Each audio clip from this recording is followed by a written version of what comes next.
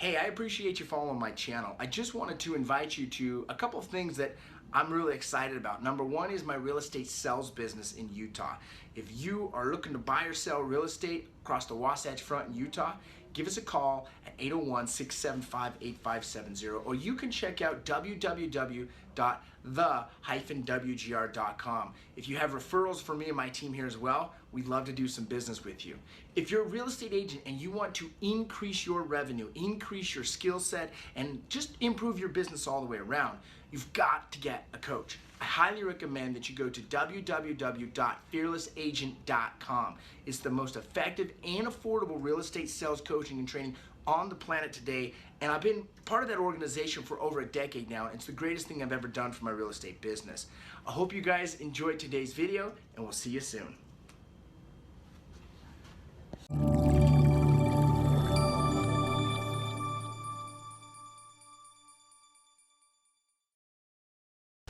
What up, Facebook world? Hey, listen, it's Colton, Lindsay, and if you might be listening to this recorded on my podcast, I appreciate you guys for joining in. I wanted to, the reason why I wanted to talk about stress relief and relaxing, and let me give you an example, is I have a really good friend of mine. He probably sells about 85 homes a year. He's a producer. 85 homes a year is quite a bit of homes. And the other day he told me, with some of the personal things he's got going on and his real estate business, he's been so stressed. He hasn't been sleeping. And in fact, he blew a blood vessel in his eye from being so stressed. And today, more than ever, with how easy it is to be connected to the online world with a freaking device in our phone, automatically beeping it at us, vibrating at us, this and that and the other. We are literally always having our attention taken away from what our focus is, bringing it onto this. So to me, this is a really, really important step, not because of anything except for we're here for one thing. There's a giant question that goes around in life, says what's the meaning of life and what's the purpose of life? In my experience, the meaning of life is life itself, and the purpose is joy and happiness. What good is it to have all this stuff if you're completely miserable, to have a multi-million-dollar net worth, have a big income, or to have nothing and still be unhappy? Either way, our goal is to be happy and to enjoy life. So there's 5 things that I wrote down, and number one to understand is you're not going to please everyone.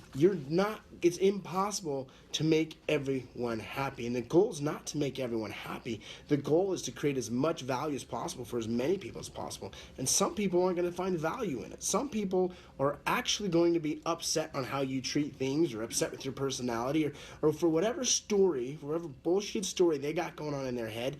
You're going to disappoint them. So number one is you're not going to please everyone. Accept that. Number two is, I know I plan out more than anyone, but accepting the fact that your plan is not always going to go to plan. There's going to be hiccups. There's going to be things that aren't part of the plan, right? It could be as simple as, appraisal problems during a transaction. It could be a flat tire on the way to an appointment. It could be your child getting injured in the middle of the day before you're supposed to go to a presentation. It could be you getting sick. It doesn't matter what it is. Things don't always go to plan. So you got to kind of roll with the punches, set the intention, set the clarity, and go after it, but understand that there's going to be hiccups along the way. Number 3 is all you can do is all you can do, and that's enough, right? That comes from one of my favorite YouTube videos, Mr. Art Williams from Prime America. Understanding that all you can do is all you can do. As long as you do everything you can do, and then let the rest just go out the window. It's like one of my favorite meditations is breathe in, let the bullshit out. And that's exactly what you have to do. Is all you can do is all you can do. Number 4 is accept you are going to make mistakes and own them. The number one thing that kind of gets under my fingernails more than anyone is when I'm doing business with someone, whether it's one of my own teammates, my staff members, another agent, a title officer, a lender, or whoever it is when there's a mistake, own it. Be responsible for it. Don't try to brush it under the rug. Don't try to blow it off on anyone else, but be the first person to say, hey, listen, that's my mistake. I messed up. I take ownership. I take responsibility. And then just move forward with whatever the circumstances are. It might be you have to write a $2,000 check because you included someone's fridge in the contract. It might be the fact that you're going to have to write a check to cover some sort of expense. It might have to be that you're just going to have to say, listen, dude, I totally messed up. It's my fault. And because of that, you might lose that client for life. But it's better you lose a client for life than you lose your integrity. So accept you're going to make mistakes, own them, take massive responsibility for it. Hey, Del McCardo, I totally appreciate that you like this shirt. Maybe you don't like it, but you said that shirt, though. My wife buys all my shirts, so you can have her to thank. And then number 5 is relax, slow down. Everything is not an emergency. Everything it's not a race. So many times, especially because of technology, is we feel like everything is an emergency that must be handled right now. Because it's so easy to get a document signed through DocuSign or send a message through text, email, to return a phone call, whatever it is. We allow others to actually bring their bullshit story and their emergencies to us, and how we react depends on what's going on in our world. You got to remember, if someone else is stressed out, that's their baggage, that's their problem, right? What we're focusing on is how do we release stress, how do we increase our happiness, and by doing that, you're going to have this energy about you that more people are going to want to be around you, they're going to want to be doing business with you, they're going to want to know what it is that you're doing. So just to recap on the 5 things, number 1 is you're not going to please everyone. Number 2 is not everything is going to go to plan. Number 3 is do all you can do, and all you can do is enough. Except you are going to make mistakes, and own it. Number 5 is relax, slow down. Everything's not an emergency, nor is it a race. I hope that you guys can take some of this information. What is that? Information, digital information, which is what really causes a lot of stress, is we have so much information.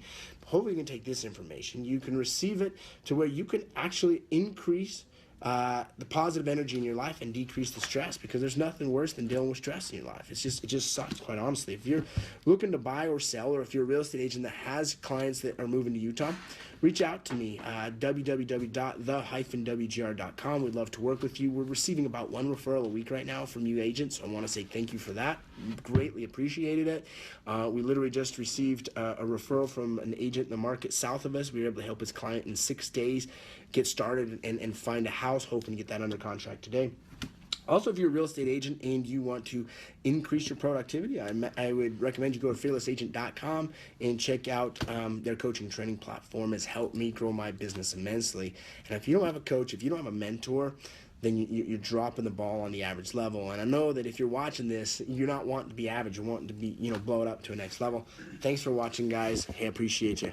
Task reminders and follow-up call reminders. So then eventually when you have a new prospect, you don't even have to schedule the follow-up calls anymore. You still have to do that with this way, but it's just taking some more steps out of it. And soon you'll have it to where it'll remind you to text them or call them or whatever it is that you need to do. On this, I always include weekends,